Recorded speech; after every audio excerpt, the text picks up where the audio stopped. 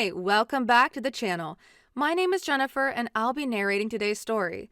This is a piece of human-written science fiction, so get comfortable and let's jump right in.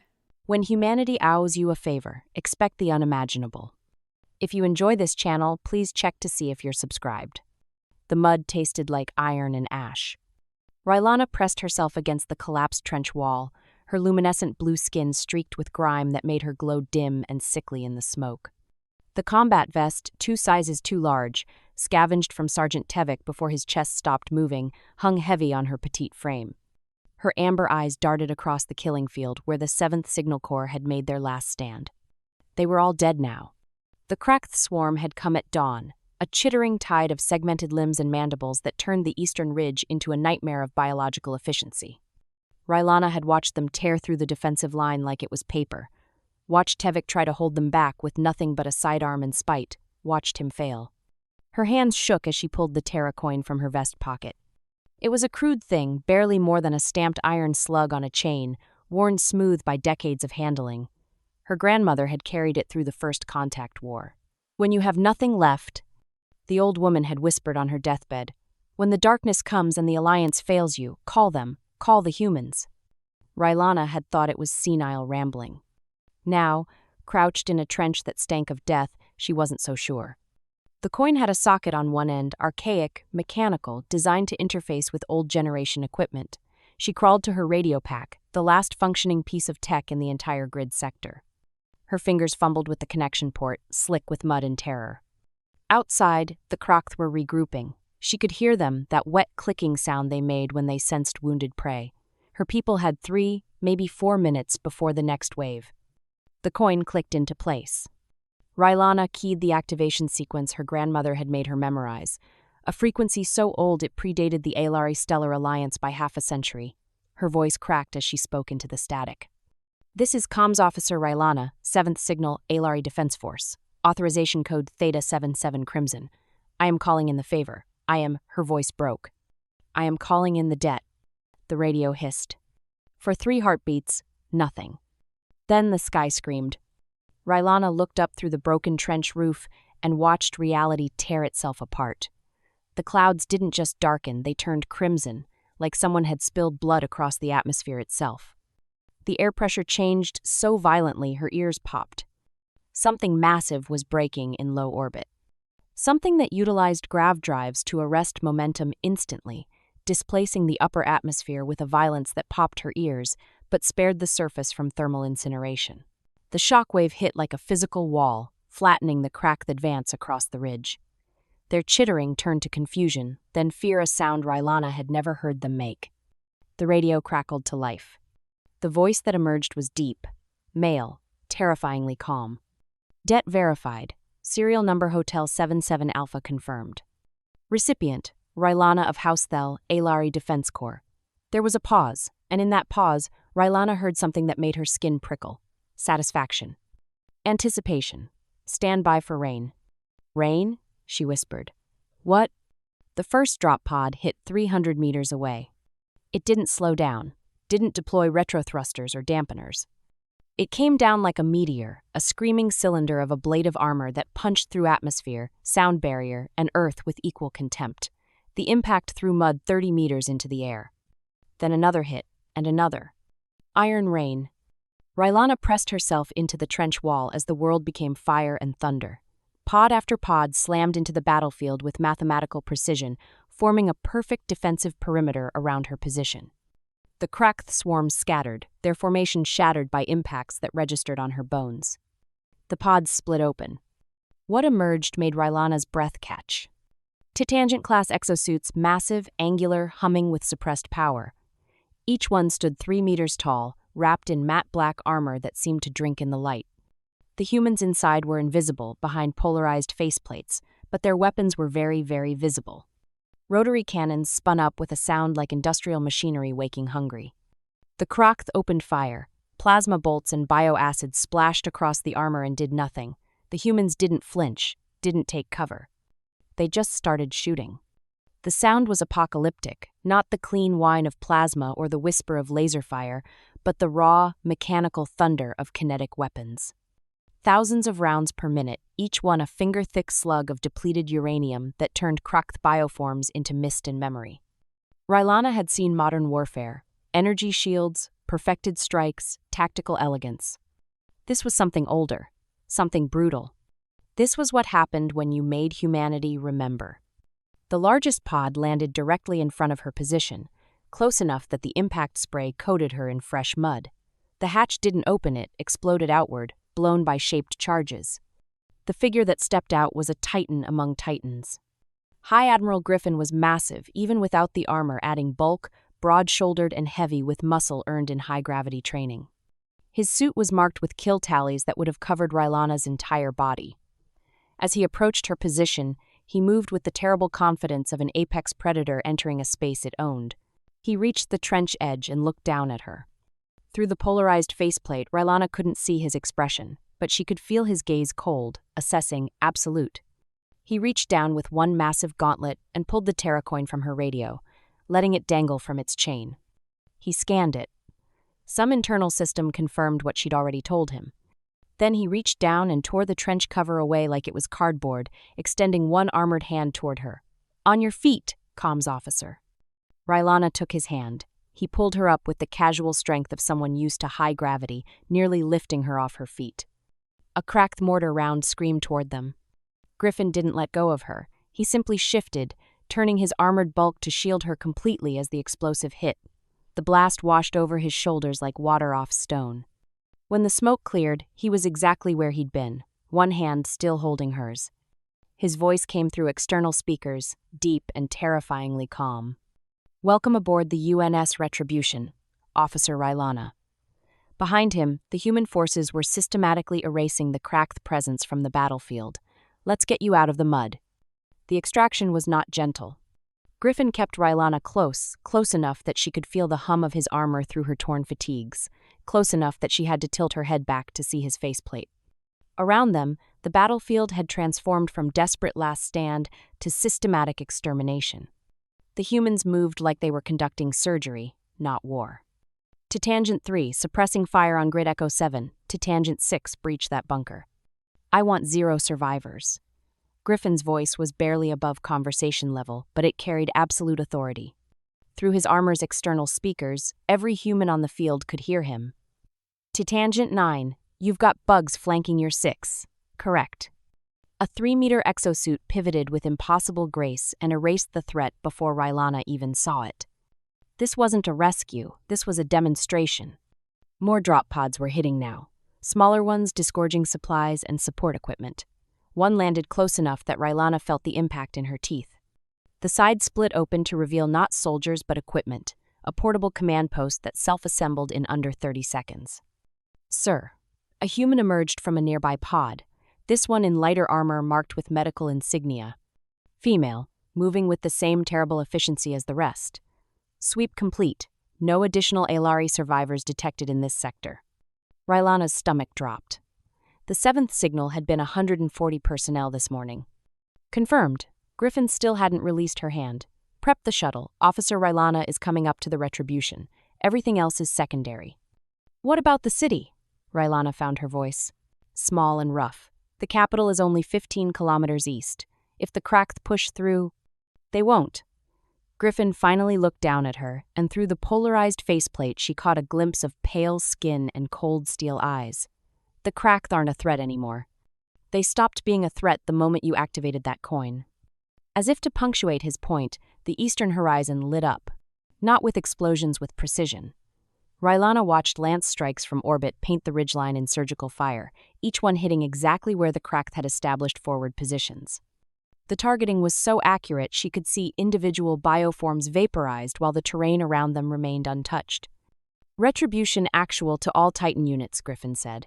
"Defensive perimeter established. Begin suppression protocol Delta 9. I want this grid sector sanitized within the hour." "Copy, Retribution actual." The humans acknowledged with the casual brevity of people who'd done this 1,000 times. A shuttle screamed overhead human design, angular and aggressive, moving far too fast for ALRE safety regulations. It pulled a maneuver that would have torn an Alliance craft apart, bleeding speed in a vertical drop that ended with landing skids cratering the mud 5 meters away. The rear ramp dropped before it even fully settled. "After you." Griffin gestured with his free hand, still maintaining his grip on her with the other, like he thought she might run or collapse. Rylana climbed the ramp on shaking legs. The interior was all business crash seats, weapon racks, and that particular smell of military equipment she recognized from her own transport. But everything was heavier, denser, built for higher gravity and harder use. Griffin followed her up, finally releasing her hand to maglock his armor to the deck. He was so large he had to duck slightly.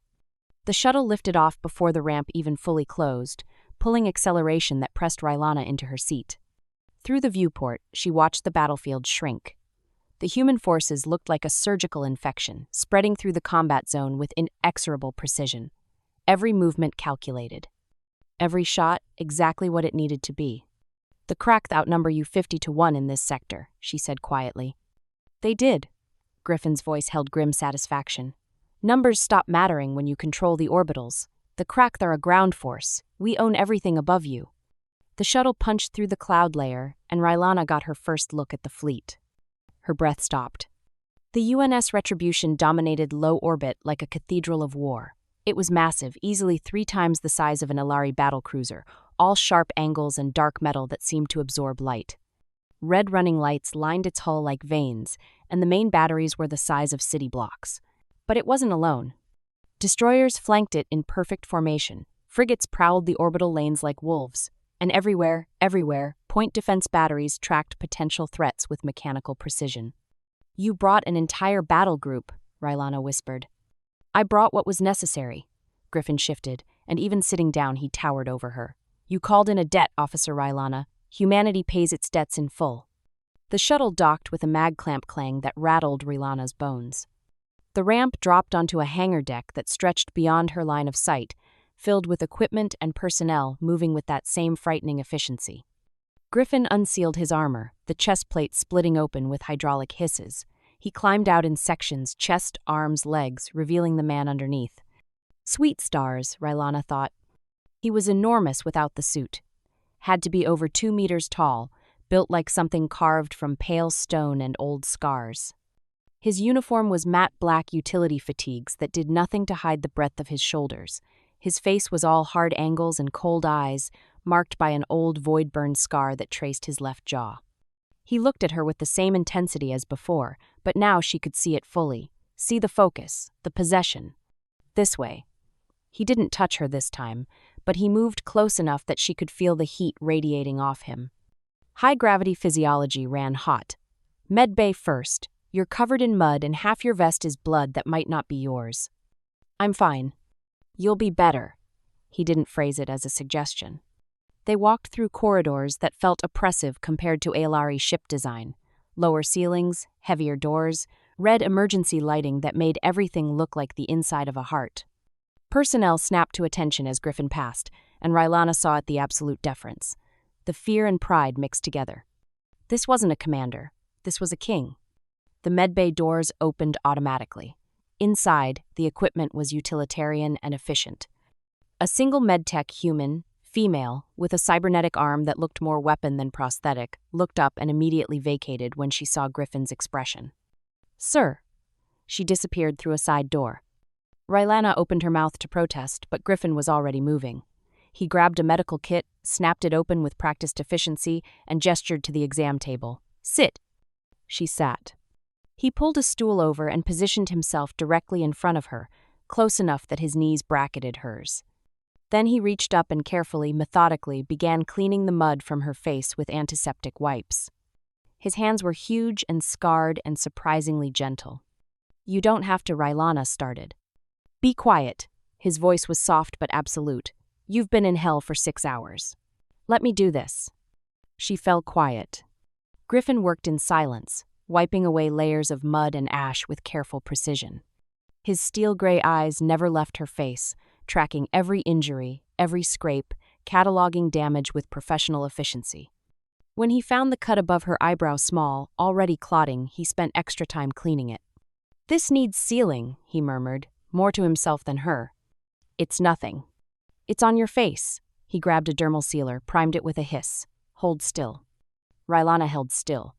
Not because he told her to, but because something about his focus made her forget how to move. He applied the sealer in one smooth motion, then returned to cleaning her face with the same methodical care. "Why are you doing this?" she whispered. Griffin paused, wipe held against her cheek. For the first time, she saw something flicker in those cold eyes, something that might have been vulnerability in a different man. "Because I've been listening to your broadcasts for 3 months," he said quietly. "Every distress call, every status report. Every time you tried to keep your squad's spirits up when you all knew you were losing." His jaw tightened. "I heard you crying exactly once, 2 weeks ago, after your platoon commander died. You waited until you thought your radio was off." Rylana's breath caught. "It wasn't off," Griffin continued. "And I realized I would cross half the galaxy to make sure I never heard you cry again." He resumed cleaning, his touch impossibly gentle for hands that size. "So yes, Officer Rylana, I'm doing this because you called, and I came, and now you're mine to protect." A proximity alert chimed. Griffin's expression went from intimate to glacial in a heartbeat. "What is it?" Rylana asked. "Your government," Griffin stood, setting the medical supplies aside with careful precision. "They're hailing us, demanding to know our intentions." He looked down at her, and in that look, Rylana saw something that made her shiver. "Let's go remind them who they betrayed." He offered her his hand. Rylana took it. The bridge of the UNS Retribution was a cathedral of controlled violence. Rylana stood just behind Griffin's command chair and tried not to gape. The space was massive, 50 meters from stem to stern, lined with tactical stations manned by personnel who moved with the same mechanical precision she'd seen on the ground. But it was the aesthetic that caught her breath. Dark metal, heavy rivets, industrial architecture that spoke of function over form. Red emergency lighting cast everything in shades of blood and shadow. It felt like standing inside a predator's ribcage. "Status," Griffin said, not sitting. He stood at the command dais with his hands clasped behind his back, staring at the main view screen where the planet rotated in real-time tactical overlay. "Krak'th fleet elements are breaking orbit," reported a junior officer. "Human, male, with the kind of professional calm that came from absolute faith in your commander. 17 capital ships detected. They're running." "Let them." Griffin's voice carried no emotion. "We're not here for them." Rylana blinked. "But they're the enemy." "They're a symptom." Griffin still didn't look at her, but she felt the weight of his attention anyway. "The disease is political. We'll deal with the disease first." The communications officer, a woman with a mechanical arm that clicked softly when she moved, scars on her jaw that spoke of violence survived, looked up from her station. "Admiral, the Aelari High Council is demanding to speak with you. Fourth hail in 10 minutes. They're getting insistent." "Let them be insistent." Griffin finally turned, and Rylana saw something dangerous in his expression. Not anger calculation. "Put them on hold.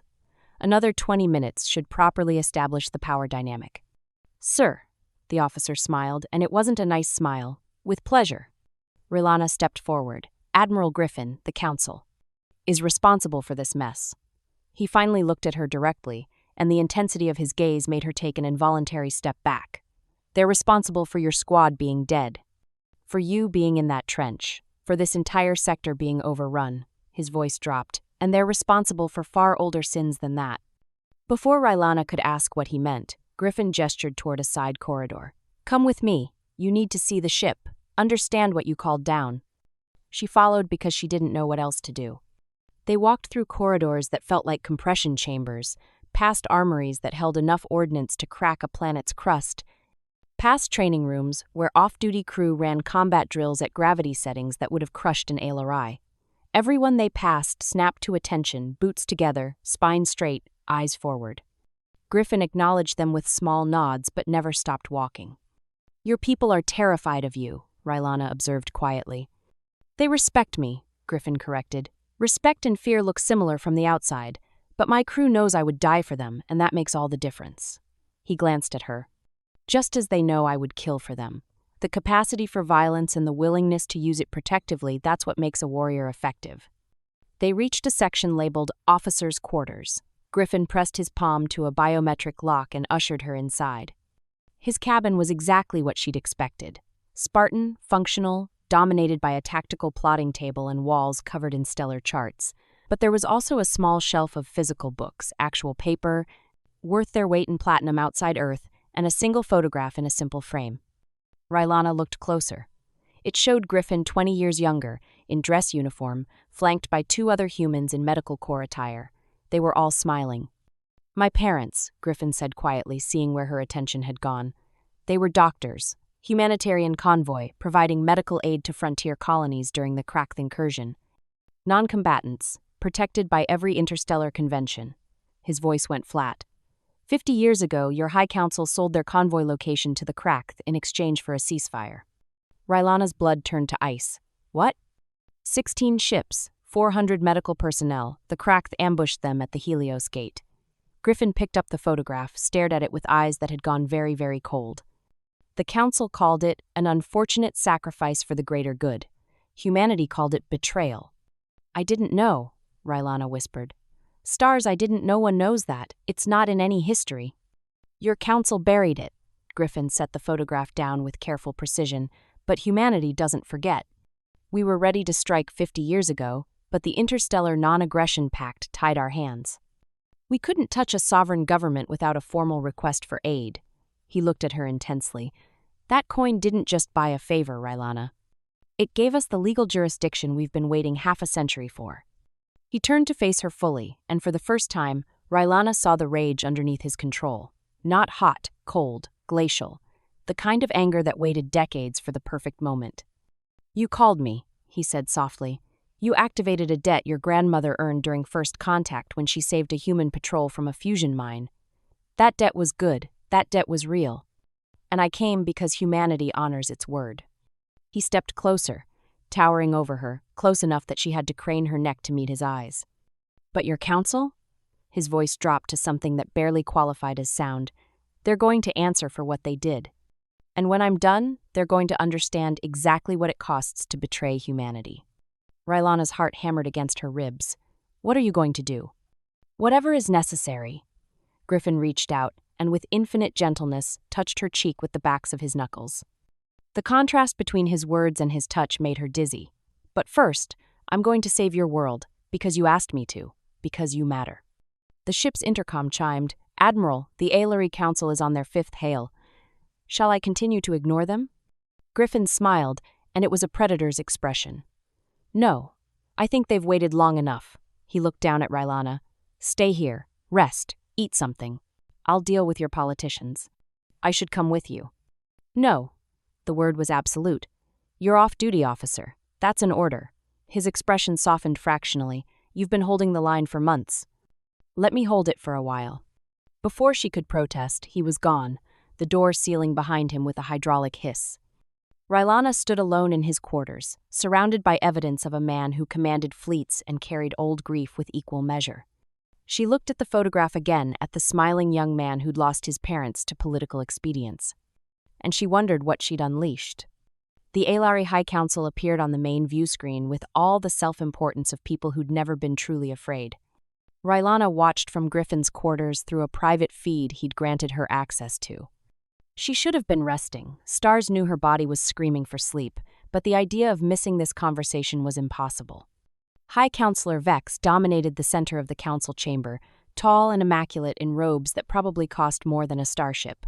His skin was the deep blue of aristocracy, unmarred by combat or labor. Behind him, 6 other counselors arranged themselves in a careful hierarchy of privilege. They looked annoyed. "Admiral Griffin," Vex began, his tone managing to convey both gratitude and condescension simultaneously. "While we appreciate your dramatic rescue of Comms Officer Rylana, we must insist that you deploy your ground forces to the capital immediately. The Krak'th are threatening our governmental district, and—" "No." Griffin's voice cut across the transmission like a blade. He stood at the command dais, hands behind his back, expression carved from ice. Around him, the bridge crew worked with quiet efficiency, but Rylana noticed how they'd all straightened slightly, how they were paying attention with one ear while maintaining their duties. They wanted to see this. Vex blinked. "I beg your pardon?" "I said no." Griffin tilted his head fractionally. "Let me be clear, Counselor. I'm not here under Alliance authority. I'm not here as part of any treaty or mutual defense obligation. I'm here because a debt was called, and humanity honors its debts." He paused, letting that sink in. "But the debt is to Officer Rylana, not to you." The counselors exchanged glances. Rylana could see them recalculating, trying to understand what was happening. Admiral, we are the legitimate government of Gover. You're the government that sold 16 medical ships to the Krak'th 50 years ago, Griffin interrupted, and his voice was conversational, almost pleasant. Which made it more terrifying. Helios Gate, 400 doctors, nurses, and humanitarian personnel who'd taken oaths of nonviolence.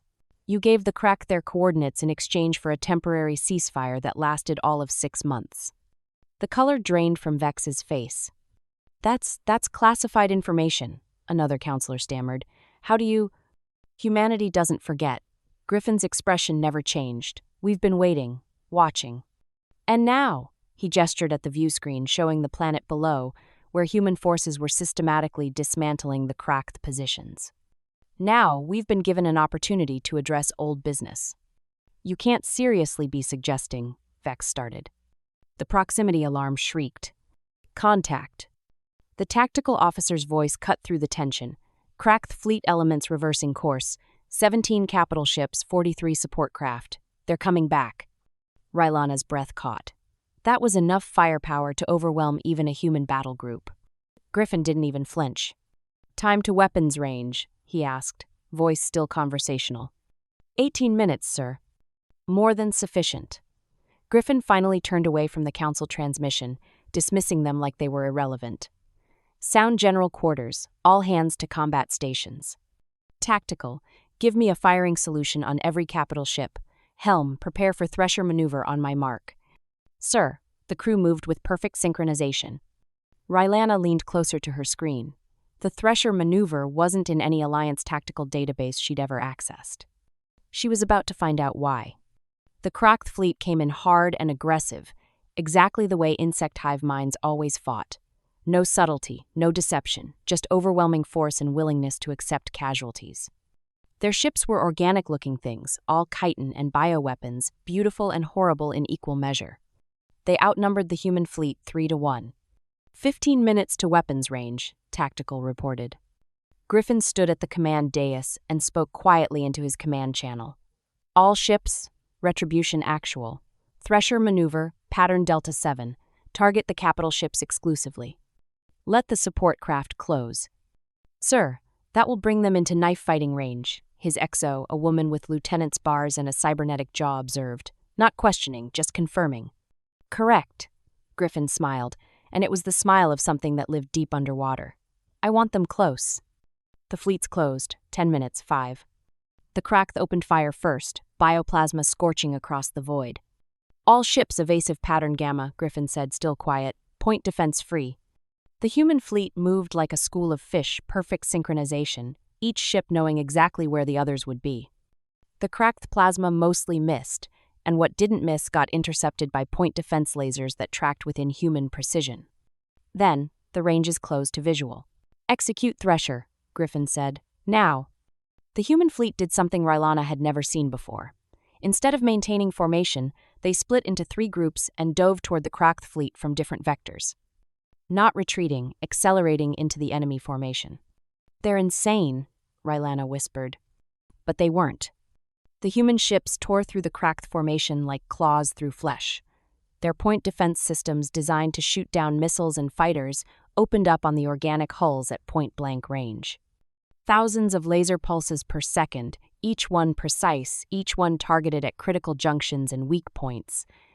It was butchery disguised as tactics. Target the command nodes, Griffin said, pointing at specific ships on the tactical display. I want their coordination broken. The UNS Retribution's main batteries spoke. They weren't plasma weapons or missiles. They were railguns, magnetic acceleration pushing slugs of tungsten to fractional light speeds. When they hit, Krak'th capital ships didn't explode. They disintegrated, torn apart by kinetic impacts that turned armor into shrapnel. 5 minutes. The Krak'th fleet was in pieces. Support craft are breaking formation, Tactical reported. They're running. Let them. Griffin finally sat down in his command chair, relaxed, like he'd just finished a mildly interesting chess game. Helm, bring us about. I want a geosynchronous orbit over the capital. The bridge crew worked in silence, professional and efficient. But Rylana could see it in their postures, pride. They'd just dismantled a fleet 3 times their size and taken exactly 0 casualties. Griffin touched his command console, reopening the channel to the Aelari Council. Vex's face reappeared, pale and shaking. "As I was saying," Griffin continued, as if the conversation had never been interrupted, "I'm here to honor a debt. But that debt is to Officer Rylana, not to you." He leaned forward slightly. "So here's what's going to happen. I'm going to save your world because she asked me to. But when this is over, you and I are going to have a much longer conversation about Helios Gate." "Admiral, please," Vex started. "I'm not done." Griffin's voice went colder. "You have politicians in your capital who signed off on selling human medical personnel to be tortured and killed. I know their names. I know their positions. And when the Krak'th are dealt with, I'm coming for them." He smiled. "That's not a threat, Counselor. That's a schedule update." He cut the transmission. The bridge was silent for 3 heartbeats. Then the XO spoke, and there was satisfaction in her voice. "Orders, sir. Begin orbital bombardment of Krak'th staging areas. Precision strikes, only I want 0 collateral damage. And get me a tactical assessment of the capital defense situation." Griffin stood, rolling his shoulders. "Then prepare a strike team. We're going down to the surface." "Sir?" The XO blinked. Griffin looked toward his quarters, toward where he knew Rylana was watching. His expression softened fractionally, though his crew wouldn't have noticed. "Officer Rylana refuses to be evacuated while her people are in danger," he said quietly, "which means the only way to keep her safe is to eliminate the danger, completely." He turned back to his crew. "So that's what we're going to do." Rylana was pretending to sleep when Griffin returned to his quarters. She'd tried, genuinely tried, but every time she closed her eyes, she saw Sergeant Tevik's chest torn open, heard the wet clicking of Krak'th mandibles, felt the mud pressing her down into a grave she'd been certain would be her last. So, when the door hissed open and Griffin's massive frame filled the entrance, she gave up the pretense and sat up. "You should be resting," he said, but there was no real reproach in his voice, just knowing. "I should be doing a lot of things." Rylana pushed her pink hair, still crusted with mud, despite the hasty cleaning back from her face. "Like understanding what I just watched. You destroyed an entire fleet in minutes. They made it easy." Griffin moved to his tactical table, called up a holographic display of the battle. Krak'th think in swarm patterns. Beautiful for ground combat, terrible for void warfare. They cluster, they prioritize numbers over positioning, and they can't adapt once committed. He zoomed in on one of the destroyed capital ships. "Their weakness is that they're predictable. And you're not." "Correct," he glanced at her. "Get dressed. We're going back down." Rylana blinked. "What?" The council finally agreed to an in-person meeting. They want to discuss deployment of ground forces to the capital. Griffin pulled up a map of the planet's primary city, a sprawling metropolis of 40 million Aelari, currently surrounded by Krak'th forces on 3 sides. "I'm bringing you." "Why?" "Because they need to see you." Griffin shut down the display and turned to face her fully. "They need to see the soldier who was dying in a trench while they sat in climate-controlled luxury. They need to see what their policies cost." There was something in his voice, not quite anger, but close. Purpose, cold purpose. Rylana stood, ignoring her protesting muscles. "What are you planning?" Griffin studied her for a long moment. Then, like he'd come to a decision, he gestured to the chair opposite him. "Sit, there's something you need to understand." She sat. Griffin remained standing, hands clasped behind his back, a command posture that looked natural on him. 50 years ago, your council was losing badly to the Krak'th. The war was in its 3rd decade, and the Aelari were being pushed back on every front. They were desperate. Rylana nodded. This much was public history. Humanity offered aid. Medical ships, humanitarian relief, refugee support. We didn't have a mutual defense treaty. Your council made it very clear we weren't civilized enough to join the alliance, but we sent help anyway because it was the right thing to do. Griffin's jaw tightened. Then your council made a deal. He pulled up a document on his tactical table. It was old, written in formal Aelari diplomatic script, and stamped with official seals. They gave the Krak'th the location and trajectory of 16 human medical convoys, Griffin said quietly. In exchange, the Krak'th agreed to a 6-month ceasefire that would let your people regroup. He looked at her. 400 human doctors, nurses, and medical techs. Non-combatants, protected by every interstellar law. Rylana felt sick. And the Krak'th. Killed them all, Griffin's voice was flat. Then they broke the ceasefire after 4 months anyway. Your council got nothing. They just murdered 400 humans for no strategic gain whatsoever. Stars, Rylana pressed her hands to her face. I didn't. No one knows this. It's not in any history texts, any memorial. Because your council buried it. Griffin pulled up more documents, communications, cover-up orders, payments to historians and journalists. They classified it so deep that even most current council members don't know. But humanity knows. His eyes were steel. We've always known. So this is revenge. Rylana looked up at him. You didn't come here to save us. You came here to punish us. No. Griffin's response was immediate and certain. I came here because you called in a debt, and that debt is real. Your grandmother saved human lives during first contact. That's on the ledger, and the ledger doesn't lie. He moved closer, his presence overwhelming in the small space. But your council's debt? That's also on the ledger. And they're going to pay it. How? Rylana whispered. That depends on you. Griffin crouched down so they were eye level, his massive frame somehow making the gesture seem protective rather than threatening. I can save your world. I can deploy ground forces, break the Krak'th siege, and secure your capital. But I will only do it if your council pays what they owe. Which is? The 12 council members who signed that order 50 years ago. Griffin's voice was perfectly calm, like he was discussing shipping schedules. 6 are dead. 6 are still alive, still serving. I want them extradited to human custody to stand trial for crimes against sentience. Rylana's breath caught. That would destroy the council's legitimacy. There would be a political crisis. Yes. Chaos, possibly civil unrest. Yes. And you don't care. She stared at him, really seeing him for the first time. Not the protector who'd pulled her from the trench. Not the commander who'd destroyed a fleet, but the man who'd been carrying grief and rage for half a century. You want them to burn. I want justice. Griffin reached out and gently, so gently touched her cheek, turning her face back to his when she tried to look away. But I won't pursue it if it costs you your people. That's why I'm asking. If you tell me to let it go, to save your world without conditions, I will, because you matter more to me than vengeance. And Rylana saw it then, the truth behind those cold steel eyes. He meant it. This terrifying man who commanded fleets and dispensed surgical violence would abandon 50 years of justified rage if she asked him to. The weight of that realization nearly crushed her. I need to think, she managed. You have time, Griffin stood, offered her his hand. But not much. Every minute we delay, more of your people die. So think fast, Officer Rylana. Because in 3 hours we're landing in your capital, and you need to decide what kind of price your world is willing to pay. He pulled her to her feet, kept her hand in his. For what it's worth, he said quietly, I've already decided to save you. That's not negotiable. The rest of your people, your council, your political system, that's all secondary. You're the one who called. You're the one who matters. Rylana felt something dangerous bloom in her chest. Not fear, not anymore. Something warmer. Something that felt like safety and terror mixed together.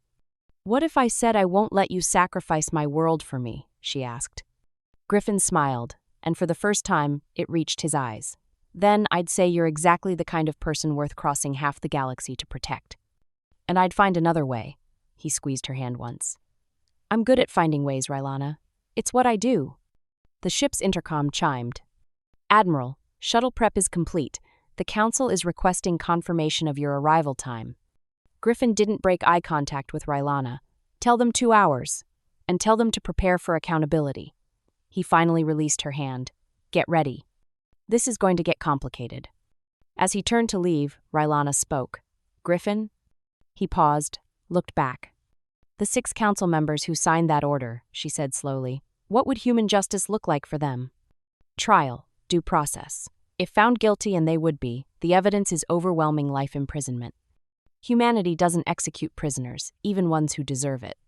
His expression hardened. We're not barbarians, Rylana. We're just very, very good at remembering. He left her alone with her thoughts and a decision that would reshape her world. Rylana looked at the photograph of Griffin's parents, young, smiling, unaware that they had less than a year to live. And she thought about Sergeant Tevik, who died holding a trench with a sidearm. About her grandmother, who'd carried that Terra Coin for 60 years, waiting for the right moment to pass it on. About debts and justice and the price of survival. Then she made her decision. The assault rover hit atmosphere like a meteor with something to prove. Rylana gripped the crash webbing as the hull screamed and glowed cherry red through the viewports. Beside her, Griffin sat perfectly relaxed in armor that made him look like a walking siege engine.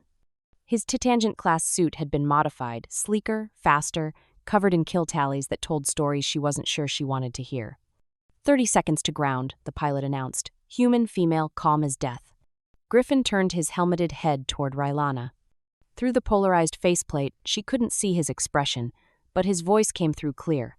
Stay behind me. When shooting starts, you get low and let me work.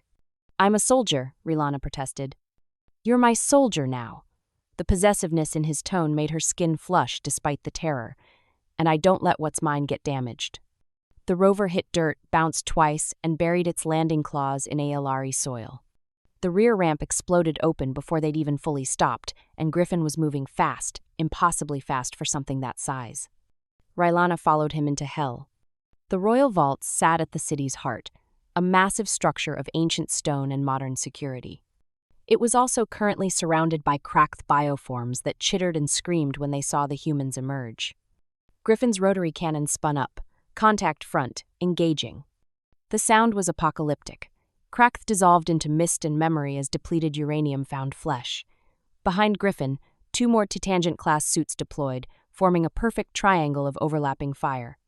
The aliens died in waves, their numbers meaning nothing against human precision. Rylana, move, Griffin gestured toward the vault entrance. Biometric lock, you need to open it. She ran, legs burning, while Griffin's massive armored form shadowed her every step. A Krak'th plasma bolt sizzled past her head. She didn't see Griffin move, but suddenly his bulk was between her and the threat, his armor ablating energy that should have killed her. The vault door loomed 30 meters of reinforced metal with an ALRE genetic scanner. Rylana pressed her palm to it, and the ancient lock recognized noble blood in her veins. Her grandmother's lineage, finally useful. The door groaned open. Inside, now! Griffin pushed her through, then turned to his squad. Titangent 2, Titangent 3, hold this entrance. Nothing gets past you. Sir! Griffin followed Rylana into darkness that smelled like old stone and older secrets. Behind them, the sounds of battle became muffled, distant. His armor lights activated, painting the corridor in harsh white. The jammer spire is 3 levels down, Rylana said, consulting the mental map she'd memorized from military briefings. It's what's preventing your orbital strikes from hitting accurately in the city, if we disable it. When we disable it, Griffin corrected, failure isn't on the schedule. They descended through corridors carved before humanity left Earth, past treasures and weapons that predated the Alliance itself. Rylana felt the weight of history pressing down, centuries of ALRE civilization concentrated in this one place. Then the lights died. Griffin's armor sparked, the servos locking up mid-step. He staggered, caught himself against the wall with a grinding screech of metal on stone. What? Rylana started. Cyber scramble pulse. Griffin's voice came through his external speakers, tight with frustration. EMP variant. The Krak'th must have adapted it from captured ALRE tech. He tried to move. His armor didn't respond. I'm locked up. Can't access any systems. Rylana's heart hammered. Can you reboot? Not fast enough. She heard latches release inside the suit. I'm going to have to do this the old-fashioned way. The chest plate split open. Griffin emerged from his armor like something ancient, shedding its skin. He wore black fatigue soaked with sweat, tactical vest, heavy with magazines and equipment. Without the suit, he looked almost vulnerable, just a man, tall and broad and scarred, carrying a rifle that seemed too small in his hands. Then he moved, and Rylana realized vulnerability was the last word she should associate with him. Stay close, Griffin chambered around, the mechanical click loud in the dead silence. We're doing this manually. They descended deeper. The emergency lighting was red and failing, casting everything in shades of blood. Rylana carried her sidearm standard ALRE plasma pistol, lightweight and precise. Griffin had his rifle, a combat knife the size of her forearm, and the absolute confidence of someone who'd done terrible things and survived. The Krak'th found them on the 2nd sublevel. They came fast bioforms designed for close combat, all mandibles and cutting limbs. In the confined corridor, there was no room for tactics, only brutality. Griffin dropped the first three before Rylana even registered they were under attack. Controlled bursts, center mass, each shot exactly where it needed to be. But more were coming, too many, and his magazine wouldn't last forever. Rylana, left corridor, Griffin's voice was combat sharp, suppressing fire, now. She fired, plasma bolts scorching chitin and flesh. A Krak'th screamed that horrible insect sound and collapsed, but another took its place, and another. Griffin's rifle clicked empty. He transitioned to his knife without pause, and Rylana watched humanity's apex predator do what evolution had designed it for. He was faster than the Krak'th expected, faster than physics should allow. He got inside their reach, used their size against them, his knife finding joints and weak points with surgical precision. It was beautiful and horrifying in equal measure. Move. Griffin grabbed her hand, pulled her past the corpses and deeper into the vault. Behind them, more chittering, more contacts. They were being herded. The jammer spire chamber was a cathedral of stolen technology, 30 meters high, lined with Alari quantum processors jury-rigged into Krak'th bioorganic interfaces. At its center, the spire itself a pillar of crystal and living tissue that pulsed with energy. And surrounding it, 20 Krak'th warriors. Oh, stars, Rylana breathed. Griffin assessed the situation with professional calm. Behind the console bank, when I move, you cover the right flank. There are 20 of them. I've faced worse. He checked his remaining magazine's 3 and his knife, still dripping.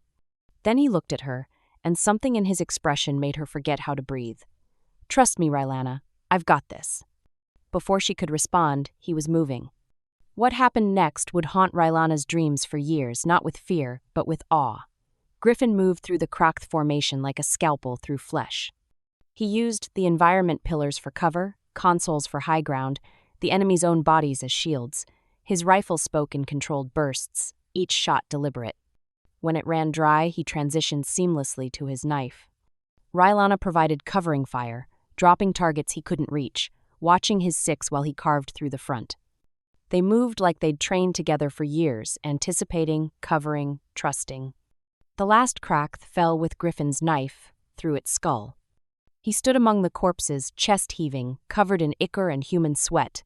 When he looked at her, his steel-gray eyes were bright with adrenaline and something more primal. You good? He asked, voice rough. Rylana realized she was shaking. Not from fear, from whatever this was. I'm good. Griffin pulled demolition charges from his vest. Then let's finish this. They rigged the jammer spire with enough explosives to crack the vault's foundation. Griffin worked with mechanical precision, placing charges at structural weak points while Rylana kept watch. Outside, the sounds of combat had intensified, more Krak'th pushing toward their position, drawn by the firefight. How long until detonation? Rylana asked, scanning the entrance corridor. 4 minutes, once I activate it, enough time to reach minimum safe distance. Griffin finished the last charge, stood, and immediately swayed. His hand shot out to steady himself against the spire. Griffin? I'm fine, but his voice was tight, just the adrenaline wearing off. Rylana moved closer and saw the blood, a gash along his ribs, soaking through his fatigues. Something had gotten through during the fight, claws or shrapnel, she couldn't tell. You're hurt. Superficial. He tried to move, winced despite himself. I've had worse. Sit down before you fall down. Rylana pushed him toward a relatively clean section of floor, surprised when he actually listened. She pulled a medical kit from her belt. Let me see it. Griffin lifted his vest and shirt. The wound was deep, bleeding steadily. Not immediately fatal, but bad enough that moving at combat speed was dangerous. Rylana's hands shook as she applied wound sealant. You should have told me. We were busy.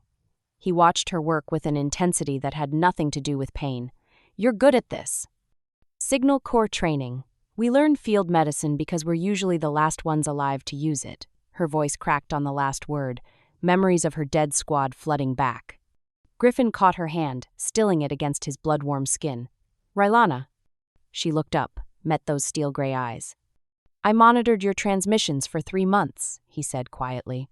The adrenaline crash was making him honest, stripping away the command persona. Every distress call, every situation report.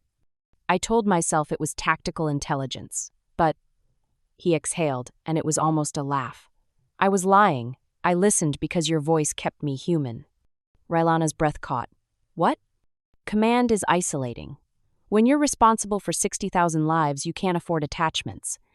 Can't afford to see people as anything but assets to deploy or protect. His thumb traced across her knuckles. But you were different. You were real.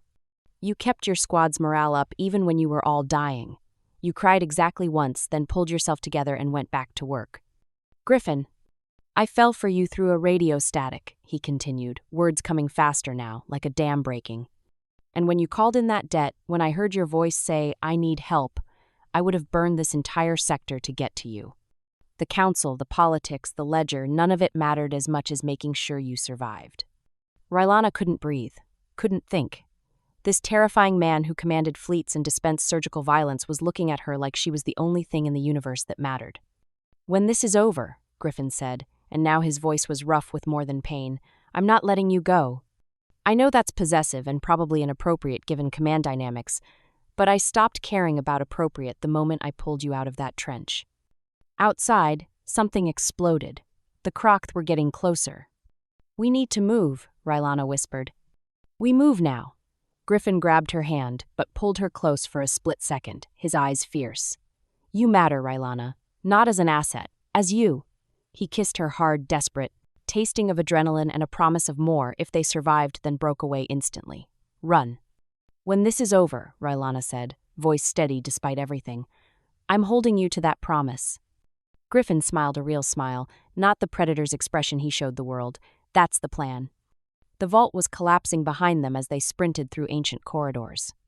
Rylana's lungs burned, her legs screaming protest, but Griffin's hand in hers kept her moving.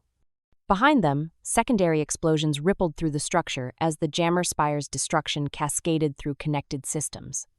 To Tangent 2, status, Griffin shouted, keying the analog backup mic on his vest, the only piece of tech the EMP hadn't fried. Entrance secure, sir? Charges set? Affirmative. 90 seconds to detonation. We're coming in hot. Clear us a path. They burst into the entrance chamber. The two Tangent-class suits had formed a wall of armor and firepower, the ground around them carpeted with Krak'th corpses.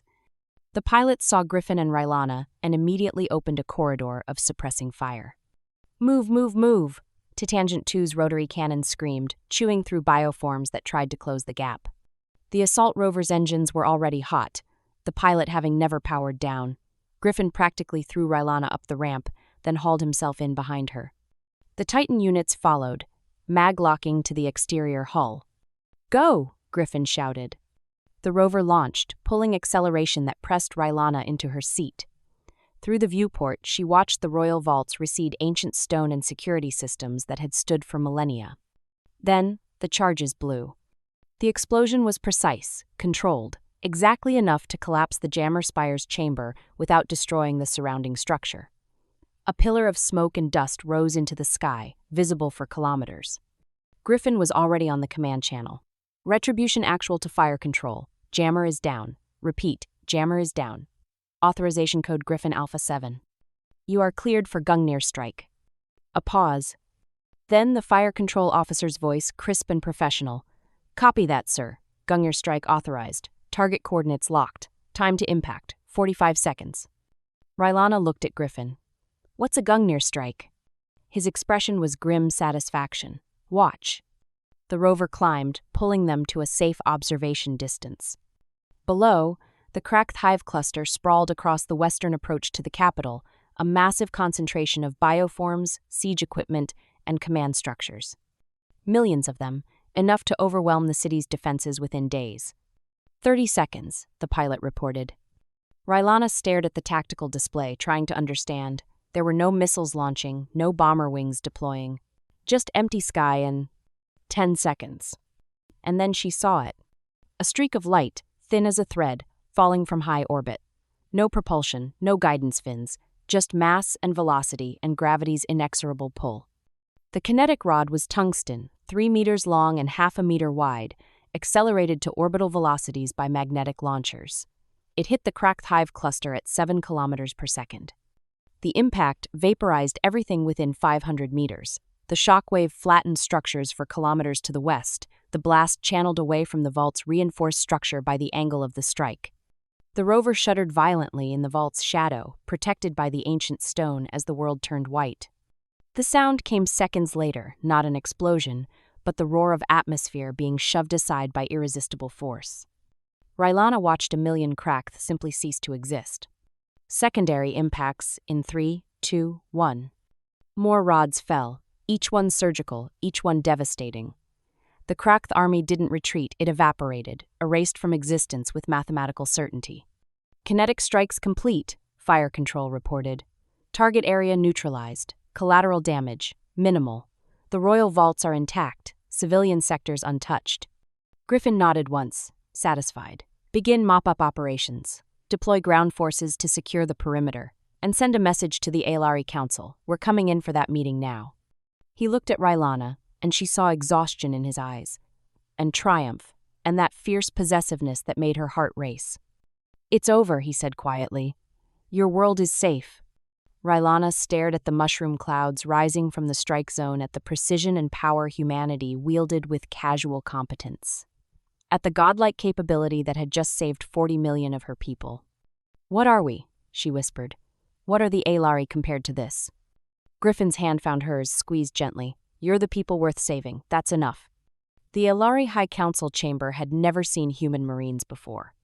Rylana stood beside Griffin, cleaned up now, his wound properly treated, wearing his black officer's uniform instead of blood-soaked fatigues, and watched 6 council members get arrested with mechanical efficiency. The Marines were professional, almost gentle, but utterly implacable.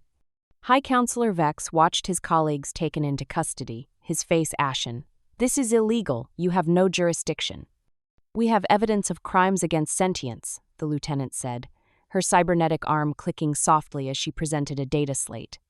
Specifically, the murder of 400 non-combatant medical personnel in violation of interstellar law. Human law permits us to pursue such cases regardless of jurisdiction.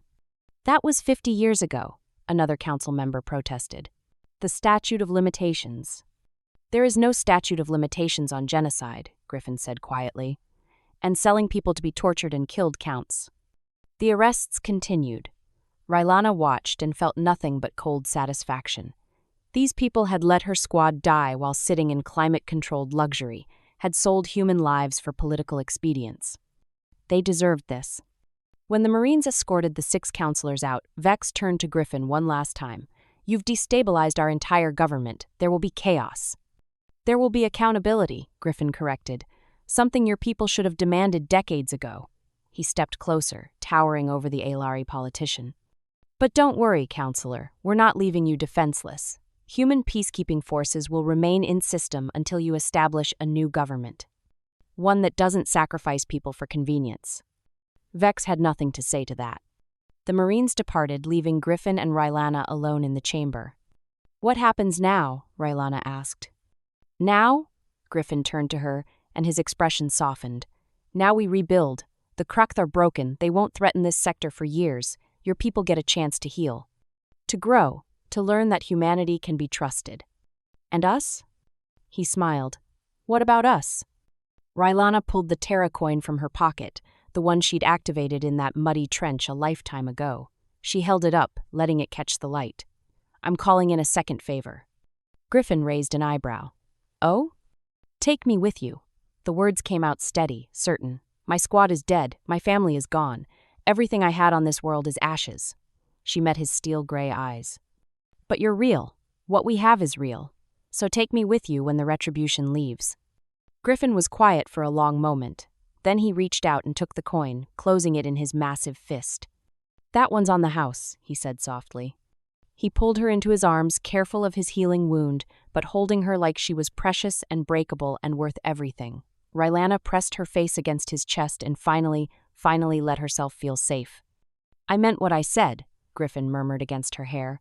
You kept me human through 3 months of listening to your transmissions. You made me remember why we fight, why we protect, why any of this matters. He pulled back just enough to look at her. The Retribution leaves in 48 hours. We have diplomatic functions to attend, transition agreements to finalize, and approximately 7,000 forms that need my signature. And after that? After that, Griffin smiled, and it was the smile of someone who'd found something worth more than vengeance or duty or command. After that, we go home. I'll show you Earth real gravity. real oceans, cities that have stood for millennia. I'll teach you what humanity is when we're not at war. His hand cupped her face. And we'll build something new. Together. Rylana rose on her toes and kissed him softer this time, without the desperation of combat and adrenaline. Just two people who'd found each other in the worst circumstances and decided that wasn't going to stop them.